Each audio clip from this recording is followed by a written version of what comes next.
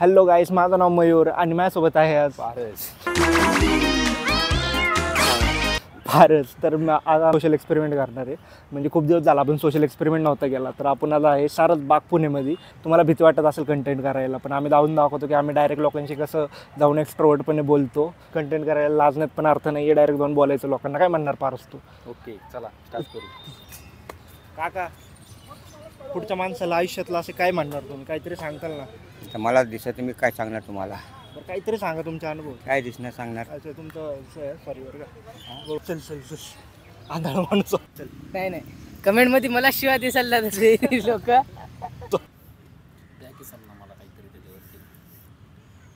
माझं 10 वर्षाचं प्रेम 10 मिनिटं 10 मिनिटात. कधी आता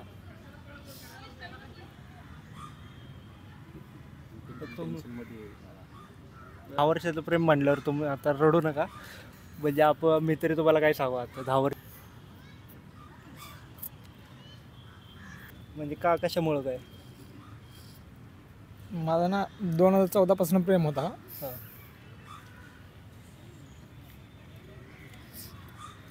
म्हणजे त्याच्या घरचं नकार होता मला. मग नकार असल्यामुळं मला ते केस वगैरे टाकले. मी 10 वर्ष जेल काढले.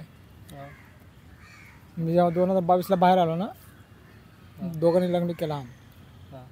लग्न केलं, 2-3 वर्ष राहिले इथंच पुण्यात. आम्ही बालेवाडीला राहत होतो. अचानक काय बदल झाला का माहिती.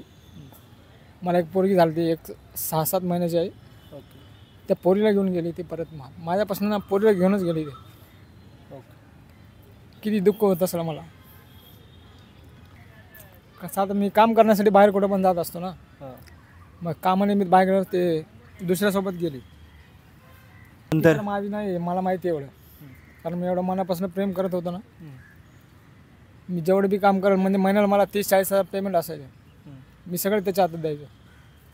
ते पैसे वगैरे सगळेच घेऊन गेली माझी. बरोबर आहे.